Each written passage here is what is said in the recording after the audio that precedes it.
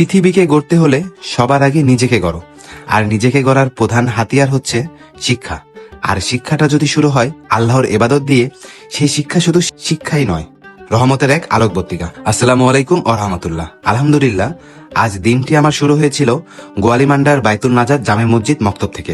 উদ্দেশ্য একটাই, শিশুদের মাঝে ইসলামের সৌন্দর্য ও পরিচ্ছন্নতা ছড়িয়ে দেওয়ার। এই মহৎ উদ্যোগে ফরাজি ডেন্টাল অ্যান্ড রিসার্চ সেন্টারের পক্ষ হতে মক্তবে পড়তে আসা সকল ছোট ছোট শিশুদের মাঝে উপহার হিসেবে দেওয়া হয় সবুজ রঙের টুপি ও হিজাব। এই উপহার শুধু কাপড় নয়, এটি একটি বার্তা, যেন ছোটবেলা থেকেই শিশুরা ইসলামের আদর্শ, আন্তরিকতা ও মানবিকতার শিক্ষা পায়। দৃশ্য সত্যি হৃদয় ছোঁয়ার মতো। ফরাজি ডেন্টাল বিশ্বাস করেন নৈতিকতা, মানবিকতা, ধর্মীয় মূল্যবোধ গড়ে তোলা একটি প্রতিষ্ঠানের সামাজিক দায়িত্ব।